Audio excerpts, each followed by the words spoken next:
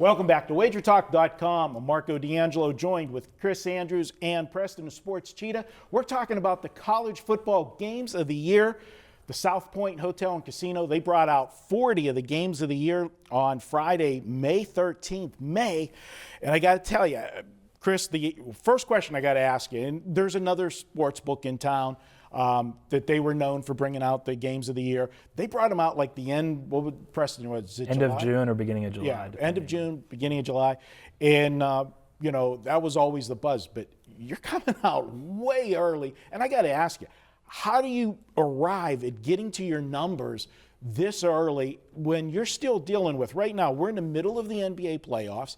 You got the hockey playoffs going on. You've got NASCAR, boxing, golf, soccer. I mean, how do you fit the time in? Because this is something you don't, football's king. You're going to get a lot more action on football. Now, granted, you put limits on it, but still, you're going to get guys. If you make a mistake, they're going to get in there and they're going to hit you up on the games. And we had a guy there that, thought he had an edge on a few of them, and he made some. He had an edge on one for sure. I'll tell you about that a little later. And he said to me I wish I brought more money. He ran out of money. Well, they keep printing it, He ran home and got more.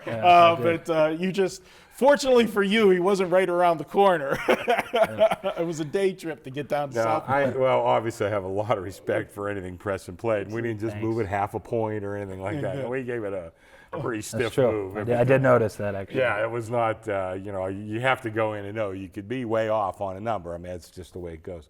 But you're asking me how I arrived at it. I started this, I guess 3 years ago because I was doing some work for a different company.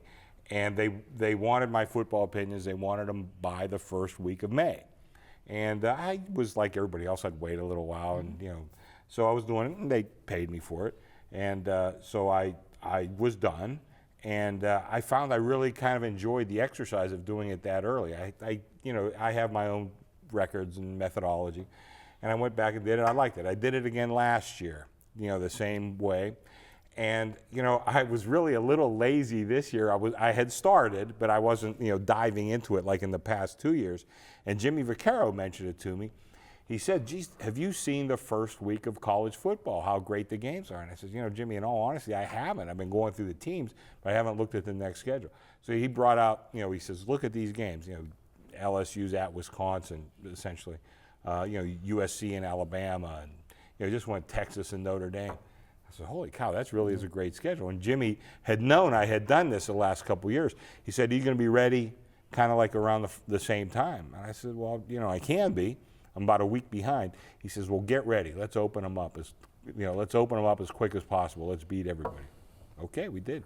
And that's how we opened. And I noticed my work that's done by this time of year, it doesn't really change over the course of the summer unless there's a suspension. There's always injuries and that sort of thing in the fall, but that's usually not till like mid-August when teams go to camp. So there was no sense in us waiting, and we went.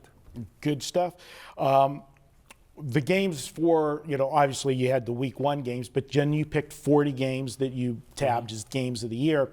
What was the process in picking the ones that you did? And I noticed obviously the big marquee games, but I was talking to Preston before he came in, and I said, the thing that surprised me the most, how many rivalry games you put in there. And I got to tell you, as a handicapper, rivalry games are the toughest games to handicap, even when you got all of the information in front of you. Because I always say, when you get to rivalry week, you could just close your stat books for the season and put them aside, because a lot of times they don't mean anything when two hated rivals team up. One's maybe going to a bowl game, one's not. Things different change.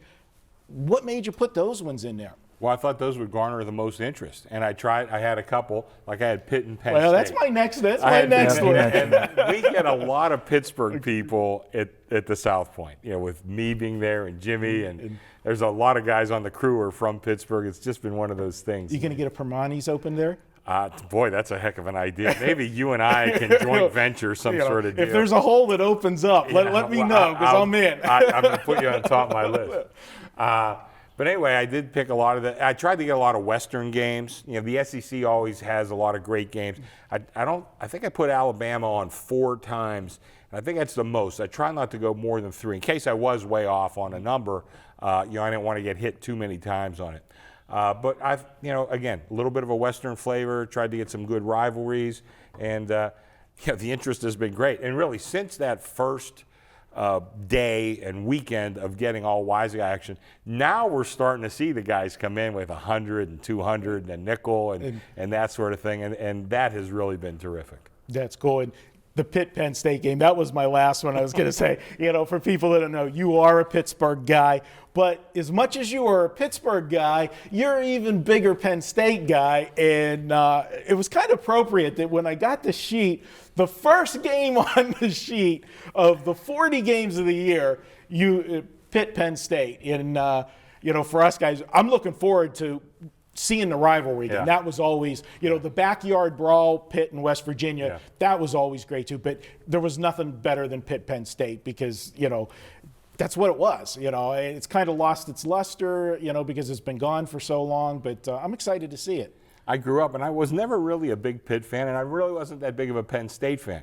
However, my daughter went to Penn State, and after writing out those checks to Penn State for 4.5 years, by the time she graduated, I'm now a Penn State fan. I figure I have a vested interest in the program, and so now I root for Penn State.